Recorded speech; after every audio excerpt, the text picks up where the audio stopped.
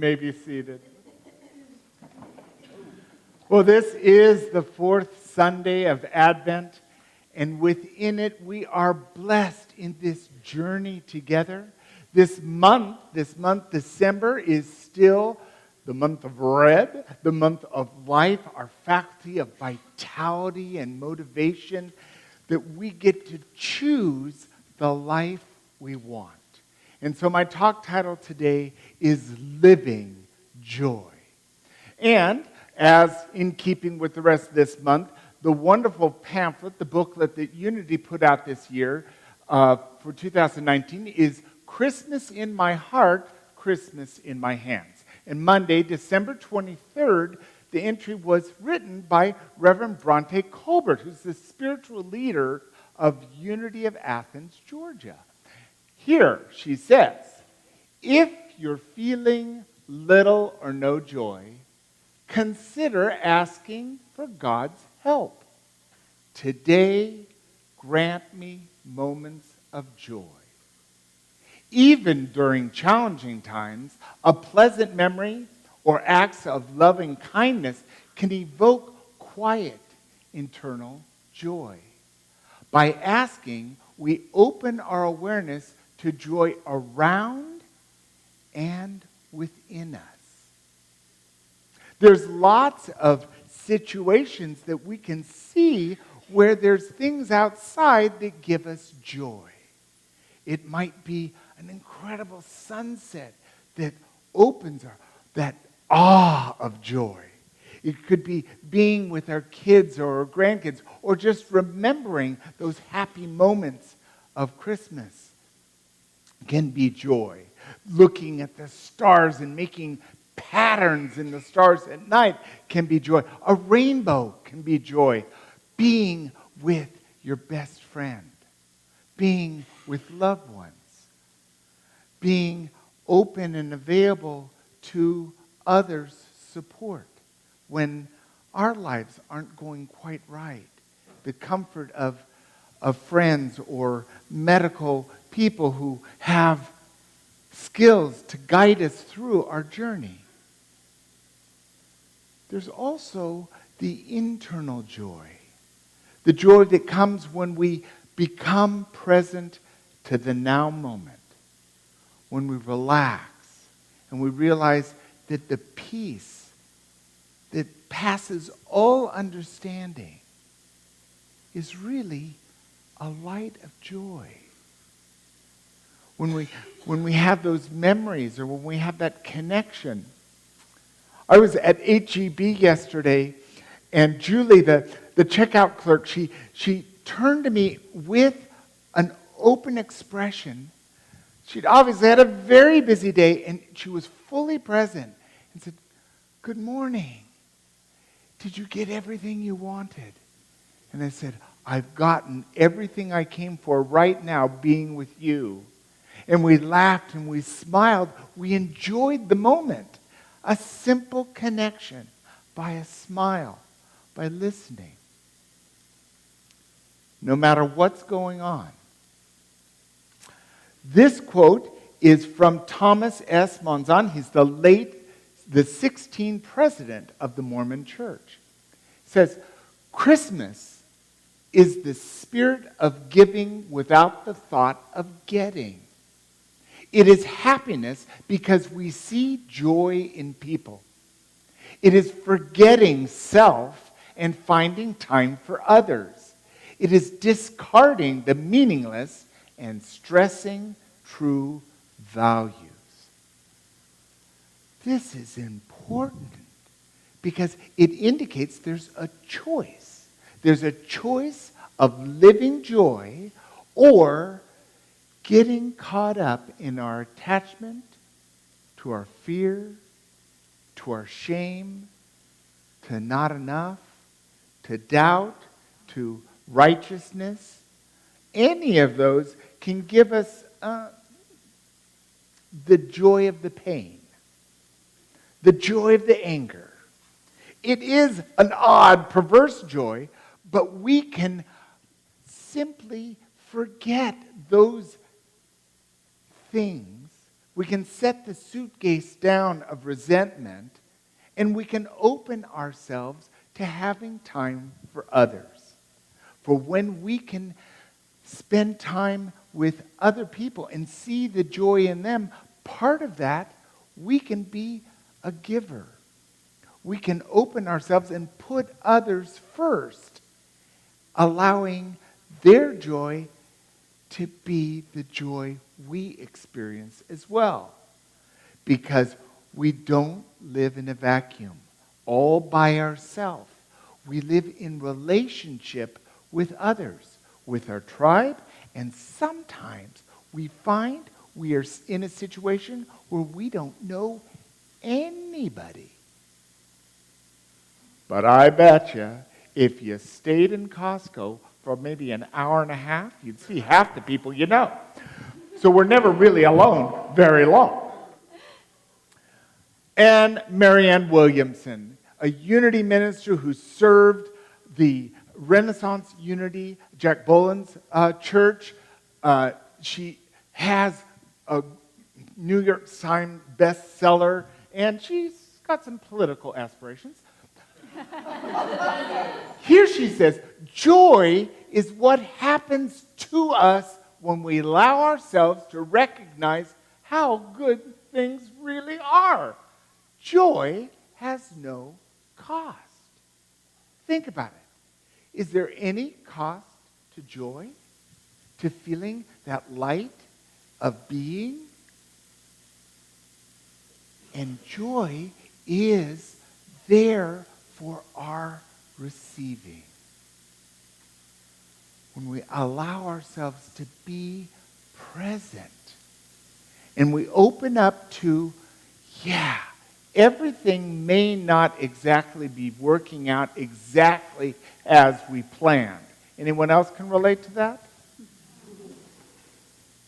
But if we turn to what is real, our relationships, our opportunity, our health, the blessings that flow by what we eat, what we breathe, what we get to experience daily by opening ourselves to that opportunity.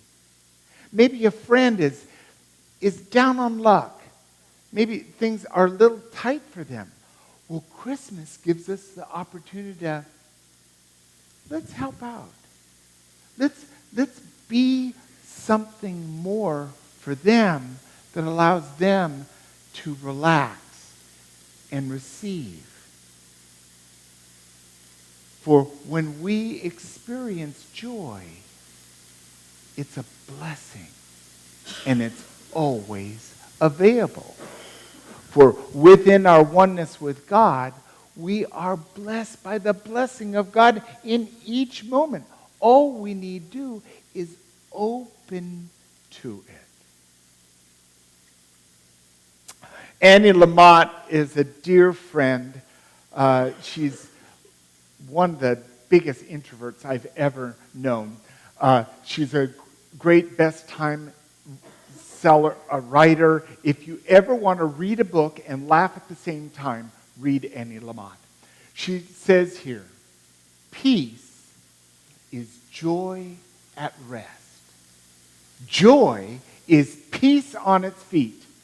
I love this because I like that there's an integral connection between peace, our serenity, our calm, and it's not possible for us to experience the joy of life if we don't have that.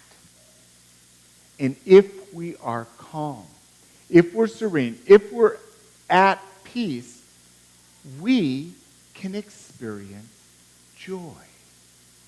And when we're experiencing that joy, when we turn on the light of joy, then it's peace on its feet.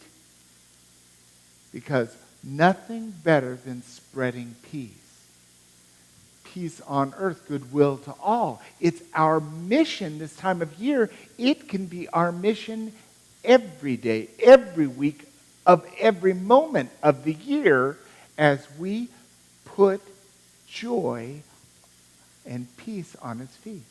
This is also calling to being of service, opening ourselves to, I have something I can give. I cook really well, or I knit really well, or I shop really well, or whatever our gift is, that's what we can give to others. And it's easy to give our gift. Now, if it's really hard to cook, if yours is to make a whole bunch of spaghetti for some people, that might be a really difficult challenge. But then you have other gift. And we do this in our community with the Como County Cold Weather Shelter, or with Family Promise, or with Vet Trip, or with being attentive to what do you need? What do you need? Is there anything you need? And together, in a collective community, we can be the hands and feet of joy as we expend energy to support each other. I think that's good. And I bring this talk to a crescendo by this quote from May Rowland. May Rowland was the head of Silent Unity for many years and a font of wisdom. It is possible for us to count just the joys of living and forget or minimize the trials so that we can break our bondage to them. Yes, we got pain. And we can do my pain's worse than your pain. But if we minimize our focus on our pain, for one thing, we don't feel it as bad. Another is that no matter what's happening in your life, joy is available. In the most unsuspected places, we can open our hearts to, oh, I can see that differently. I can see you differently. By seeing you differently, I'm different. And nothing would be better to shed some light on this than this opportunity with the Unity Chamber readers. As they come forth now, we're going to do this piece written by Aaron Shepard. It's called The Christmas Truce. It's based on a true story in the midst of World War I, Christmas Eve, 1914. We are the Unity Chamber readers, and we are delighted to share with you now this true story based on extraordinary incidents between the British and German soldiers while stationed on the front line in France during World War I on Christmas Eve, 1914. We offer this Reader's Theater, which is titled The Christmas Truce by Aaron Shepard. I would like to introduce to you our cast. This is Gary playing Andrew, Quentin playing Philip, Leslie playing Tom, and I'm Maggie playing John. Christmas Day, 1914. Dear Mother. My darling Meg. My good friend, Charles. My dear sister, Janet. It's 2 a.m, and most of our men are asleep in their dugout. Yet I could not sleep myself before writing to you of the wonderful events of Christmas Eve. In truth, what happened seems almost like a fairy tale, and if I hadn't been through it myself, I would scarce believe it. Just imagine, while you and the family sang carols before the fire there in London, I did the same with enemy soldiers here on the battlefield of France. As I wrote before, there has been little serious fighting as of late. The first battles of the war left so many dead that both sides have held back until replacements could come from home. So we have mostly stayed in our trenches and waited. But what a terrible waiting it's been. Knowing that any moment an artillery shell might land and explode beside us in the trench, killing or maiming several men. And in the daylight, not daring to lift our heads above ground for fear of a sniper's bullet. And the rain. It's fallen almost daily. Of course, it collects right in our trenches, where we have to bail it out with pots and pans.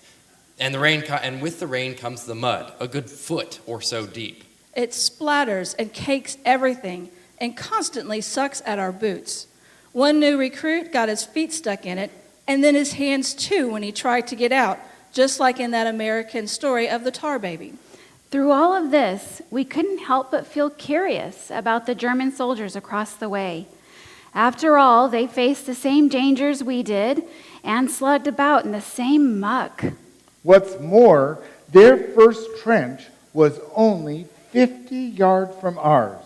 Between us lay no man's land, bordered on both sides by barbed wire, yet they were close enough, sometimes we heard their voices. Of course, we hated them when they killed our friends, but other times we joked about them and almost felt we had something in common.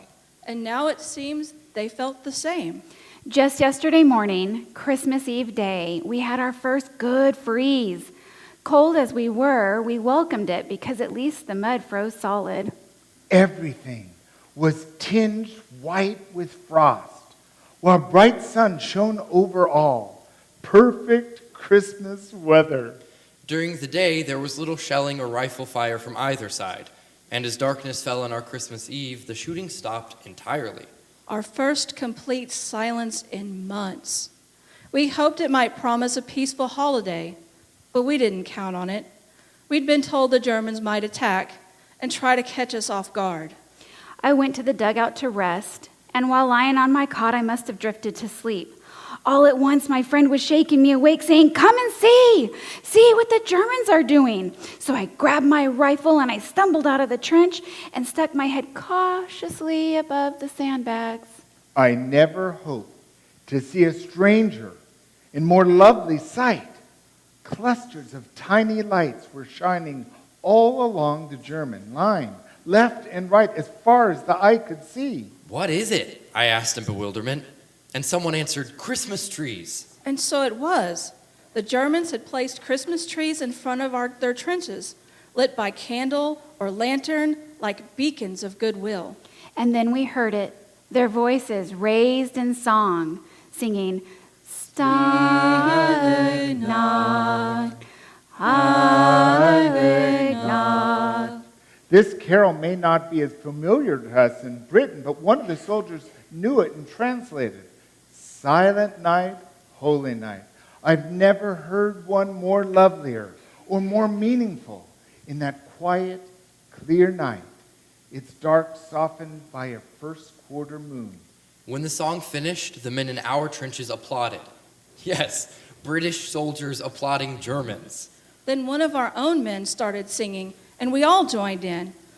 The first Noel, the angel did say. In truth, we sounded not nearly as good as the Germans with their fine harmonies, but they responded with an enthusiastic applause of their own, and then began another. O Tannenbaum, O Tannenbaum. And then we replied singing, O come, all ye faithful. But this time they joined in, singing the words in Latin. Adeste fideles. British and German harmonizing across no man's land. I would have thought nothing could be more amazing, but what came next was more so. English, come over, we heard one of them shout. You know shoot, we know shoot. There in the trenches, we looked at each other in bewilderment. Then one of us shouted jokingly, "You come over here!" To our astonishment, we saw two figures rise from the trench, climb over their barbed wire, and advance unprotected across no man's land. One of them called, "Send officer to talk." I saw one of our men lift his rifle to the ready, and no doubt others did the same. But our captain called out, "Hold your fire!" Then he climbed out and went to meet the Germans halfway. We heard them talking. And a few minutes later, the captain came back with a German cigar in his mouth. We've agreed there will be no shooting before midnight tomorrow, he announced, but sentries are to remain on duty and the rest of you stay alert. Across the way, we could make out groups of 2 or 3 men starting out of trenches and coming towards us. Then some of us were climbing out too, and in minutes more, there we were in no man's land. Over 100 soldiers and officers of each side, shaking hands with men we'd been trying to kill just hours earlier. Before long, a bonfire was built, and around it we mingled, British khaki and German gray. I must say, the Germans were better dressed in their fresh uniforms for the holidays. Only a couple of our men knew German, but more of the Germans knew English. I asked one of them why that was. Because many have worked in England, he said.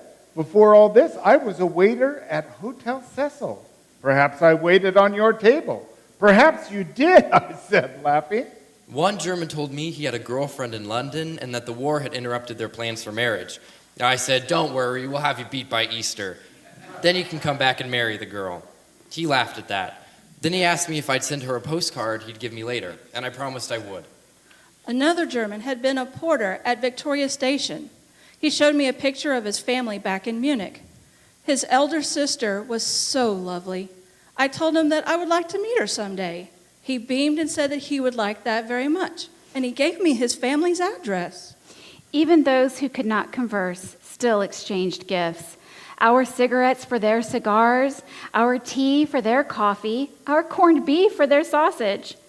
Badges and buttons from uniforms changed owners, and one of our lads walked off with the infamous spiked helmet. I myself traded a jackknife for a leather equipment belt, a fine souvenir to show when I get home. Newspapers too changed hands, and the Germans howled at laughter with ours. They assured us that France was finished and Russia nearly beaten too. We told them that was nonsense. And one of them said, "Well, you believe your newspapers, and we'll believe ours." Clearly, they are lied to. Yet, after meeting these men, I wonder how truthful our own newspapers have been.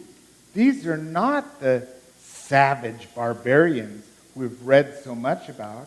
They are men with homes and families, hopes and fears, principles, and yes, love of country. In other words, men like ourselves. Why are we led to believe otherwise? As it grew late, a few more songs were traded around the fire, and then all joined in for, and I'm not lying to you, Auld Lang Syne. Then we parted with promises to meet again tomorrow. And even some talk of a football match. I was just starting back to the trenches when an older German clutched my arm. "My God," he said, "why cannot we have peace and all go home?" I told him gently that you must ask your emperor. And he looked at me then searchingly. "Perhaps, my friend, but we also must ask our hearts." And so, dear mother, Dear wife, Dear friend, Dear sister, tell me, has there ever been such a Christmas Eve in all history? and what does it all mean, this impossible befriending of enemies? for the fighting here, of course, it means regrettably little. Decent fellows those soldiers may be, but they follow orders and we do the same. besides, we are here to stop their army and send it home, and never could we shirk that duty. Still, one cannot help but imagine what would happen if the spirit shown here were caught by the nations of the world. Of course, disputes must always arise. But what if our leaders were to offer well wishes in place of warnings? Songs in place of slurs. Presents instead of reprisals. Would not all war end at once? All nations say they want peace. Yet on this Christmas morning, I wonder if we want it quite enough. Yours truly, Yours always, Sincerely, With all my love, John. Andrew. Philip. Tom.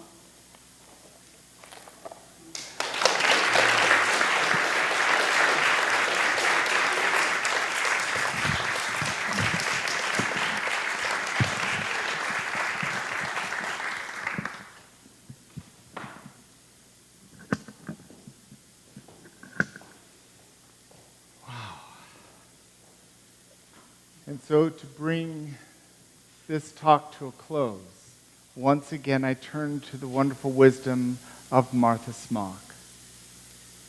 It does not matter what direction our lives have taken. The only inevitable cause leads us to God, to good, to joy. This is the moment where we choose to live joy. To once again choose to commit to knowing our oneness with God. Now, we know that the master teacher arrived at that place of knowing all the time. And sometimes it's a little hard for us to know, wow, am I ever going to get to that place where I just know the truth all the time? Having met Mother Teresa while she was living and breathing, I can tell you that yes, a human being can choose to be there all the time. Because her awakening was knowing that each person is Jesus, and then living her life with that truth. Walking with Jesus no matter where she went. Now, we can adopt that vision or our own, but knowing that we are going to know God. We are one with each other and God no matter what happens. So let's choose again to allow ourselves joy, peace, and understanding. And within that acceptance, there can be peace in the most unheard of possibility. And it all comes from a simple choice to live joy. So let's take this into meditation as the Unity Singers invite us into meditation by song.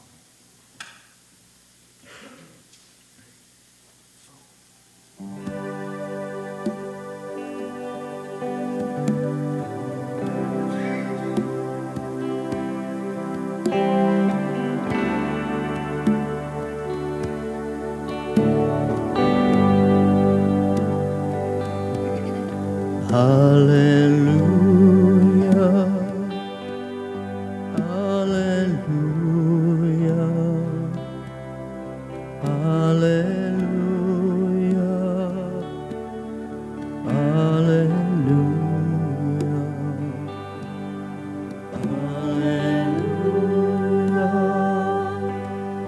hallelujah, hallelujah,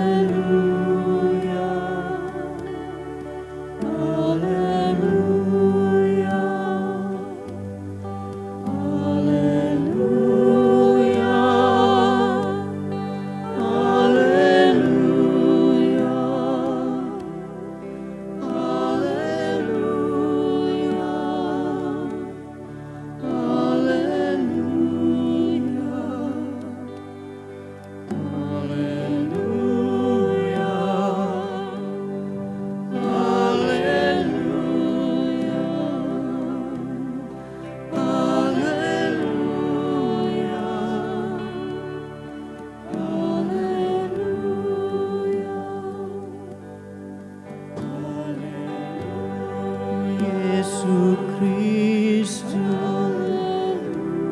Yesu Christu. Yesu Christu.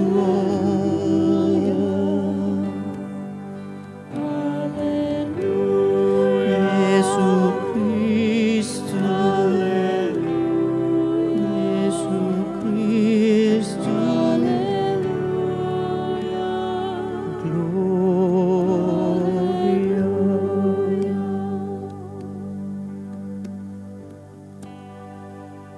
Breathing easily, opening our heart, and truly being present now. setting down everything that came before this moment and simply putting down all that is yet to be. We allow ourselves to be here now.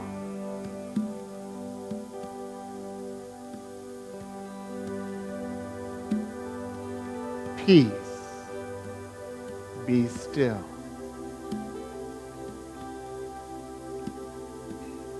Relaxing our body, dropping our shoulders, relaxing our belly. We come into this peace, connecting with the indwelling spirit of love, of peace, of joy. For that still small voice is always present, and all we need do is turn to it, to listen and allow. So let's take this moment in meditation, turning within and being in the silence.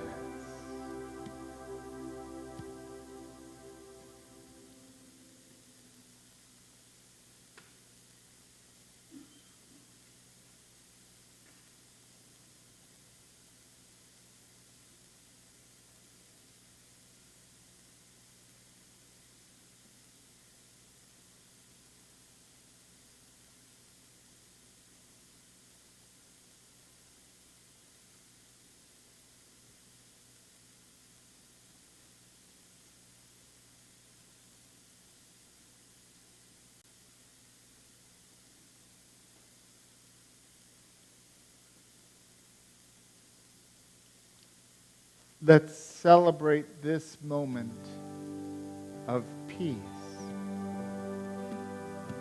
by honoring what we've been given. And so let's take what we've received and bring it into our life in all that we do today. And as we prepare to bring our attention back into this room, let's wiggle our fingers, wiggle our toes, roll our head, roll our shoulders. And when we're ready, we open our eyes and we will say out loud and read together the affirmation that goes with today's talk. Together? I am filled with the joy of living, and so it is. Step out on the water, release your faith. Every step is stronger. Step out on the water.